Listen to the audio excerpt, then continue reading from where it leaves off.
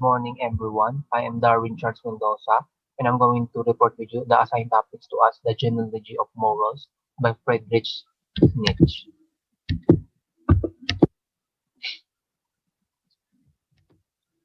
The first essay focuses on good and evil. The second essay focuses on guilt, and the third essay focuses on ascetic ideas. I'm going to report with you the first summary of the Genealogy of Morals that focuses on good and evil. Friedrich Nietzsche started by saying that the humanity does not understand and doesn't know itself. Friedrich Nietzsche wants to discover the history of morals. He wants to know where morals came from and how it evolved. Friedrich Nietzsche wants to know if the idea of good and evil can help the humanity in the 19th century Europe. Nietzsche claims that this origination of morality has been given over to the European society of his own day. Yet, contemporary humankind has failed to remember the recorded beginnings of their morality, rather confusing it with inclusive and essential morality. Nietzsche contends that this old origination of good or bad was first tested and last it was replaced by the Judeo-Christian origination of good or evil. For Nietzsche, good or evil is based on the dissatisfaction that slaves in the Roman Empire felt towards their masters. The new slave morality says that the concept of good came from the slave because they were humble, obedient, and patient, and the concept of evil came from their master, which is brutal, possessive, and powerful. As you can see on the picture, the master abused their slave. Friedrich Nietzsche began his first essay by focusing on the concept of good and evil that spread in the ancient world. Friedrich Nietzsche says that the British psychologist and him think the same. They both think that people are not born with ingrained morals; they learn them. Friedrich Nietzsche opposed on what British psychologists think on selfless behavior. British psychologists think that selfless behavior is useful in the past society. Friedrich Nietzsche discovered the word good means aristocratic or noble.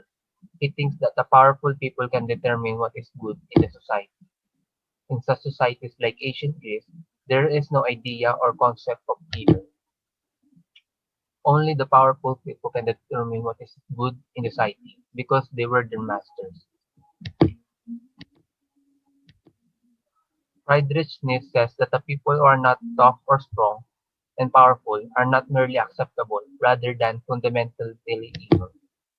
Friedrich Nietzsche says when the societies are governed by knights and warriors, they usually think that being strong, aggressive, and aspiring are good.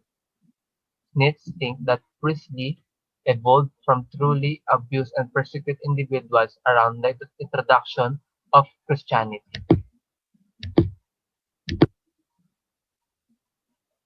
Oppressed people are mad to their persecutors, so they rebel and develop a new moral code that represents humble, patient, and obedient behavior as good, and criticize the people they hate or their persecutor as barbaric. The slave were mad at their master because they were so violent, aggressive, and brutal. So they developed a new moral code that represent the humble, patient, and obedient, and they defined this as a good.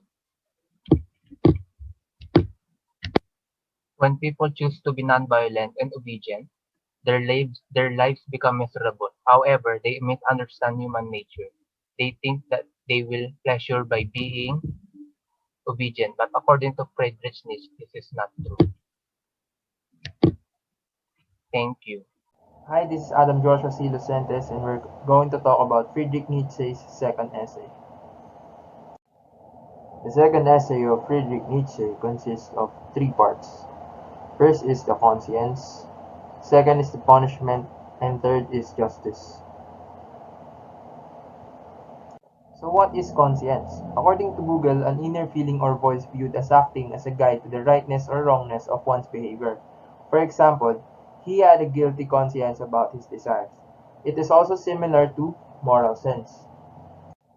According to the book on the genealogy of morals by Friedrich Nietzsche, conscience is in order to keep promises, people have to train themselves to develop a conscience so that they'll feel guilty for breaking promises and be more inclined to keep them. In short, yung mga tao is nagde-develop sila ng conscience uh, for them to be able to avoid any wrongdoings or wrongness and breaking their promises. Kasi, uh, yun nga, meron silang nag-feel na guilt which is, to Nietzsche, it is very unhealthy. And conscience is, it helps people to be more inclined to keep their promises because to avoid guilt. Next is pain, fear, and violence. Nietzsche believes that conscience is entrenched in pain, fear, and violence. In short, yung guilt na nakukuha natin sa conscience, naiisip natin na nagre-result lang to into pain, fear, and violence. Next is, ninonotion ni Nietzsche yung conscience into debt and credit. In short, debt, ito yung mga nagawa natin or yung mga pagkukulang, and credit, ito yung mga consequences and punishments na ating pwedeng kaharapin all throughout. In 1853, William Holman Hunt painted The Awakening of Conscience. Next to that is punishment. According to Google, the infliction or imposition of a penalty as a retribution for an offense. Example, crime demands just punishment. In short, there is always a consequence in every crime we do or meron siyang parusa sa lahat ng pagkakamaling nagawa natin, intentionally or unintentionally. Punishment is similar also to penalizing, disciplining, and retribution. Punishment. According to Nietzsche, punishment entitles a creditor to claim compensation for what they owed in the form of physical pain until the debt is paid off. For Nietzsche, being cruel is a natural human instinct. Here's a quick painting of punishment, The Punishment of Cupid by Pietro Liberi. Next is justice.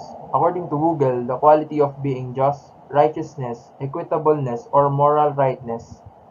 For example, someone being set free from prison after DNA evidence shows they are innocent.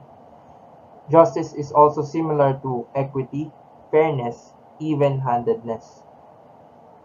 According to the book of Genealogy of Morals by Friedrich Nietzsche, justice is people in a society promise to behave in certain ways, and when they break their promises, the creditor or the society's legal system claims compensation by making the criminal suffer. To Nietzsche, justice is about collecting debts, and also to Nietzsche, guilt is incredibly unhealthy. Here is one art about justice. It is entitled Nobody is Forbidden by Ashley Lukashevsky. I am Kelvin Ocampo from BSBA HRM 1-N and the third presenter of Group 5, on which our topic is all about Friedrich Nietzsche's On the Genealogy of Morals. The topic that I'm about to tackle is the ascetic ideals. According to Nietzsche, ascetic ideals are a moral code that encourages people to separate themselves from the mundane components of existence, which emphasizes self-control and the ability to resist monetary, emotional, and physical impulses. These ideals upholds the Christian values of poverty, chastity, and humility. Nietzsche, on the other hand, feels that such a value system allows priests to exercise authority over others, effectively making the ascetic ideal fraudulent. He then begins with the artists. Nietzsche considers the opera composer Richard Wagner, who in his later works promotes chastity. Chastity and sensuality are shown by Wagner as a complete opposites, implying that a person must be one or the other, and that chaste people are good, while sensual ones are wicked. Good art, according to Nietzsche, represents the complex and intriguing aspect of existence. The best art, according to Nietzsche, enables the artist to vanish so that the work might come to life on its own. Wagner's art, on the other hand, becomes a mirror of his own beliefs, specifically his old age conversion to chastity, which makes it awful. Also, according to Nietzsche, this is what happens to artists when they get tired of living in the fiction of their creations and want to start experiencing something genuine for themselves. When artists address the ascetic ideal in their work, Nietzsche believes that they are simply expressing the beliefs of society, their patrons, or a certain ideology. The ascetic ideal, according to Nietzsche, also appears in most scholarly practices in European civilization. Philosophers want to live quietly and avoid the distractions of regular life because they appreciate thinking. They also favor rational thought while portraying emotional and physiological components of life as primitive. They frequently believe that withdrawing from life to contemplate provides them a more objective perspective on the world. However, Nietzsche disagrees, claiming that they are always looking through their own subjective view. People who value removing themselves from the everyday life are referred to as ascetic priests. By Nietzsche, the ascetic ideal, according to Nietzsche, is most visibly manifested in Christianity. Religious leaders want to avoid the anguish of mortality. Therefore, they tell themselves that withdrawing from their emotional urges, financial goals, and physiological desires will grant them immortality in heaven. Ascetic priests portray themselves like authorities who will alleviate people's suffering. This gives them a sense of power, which makes them feel less miserable.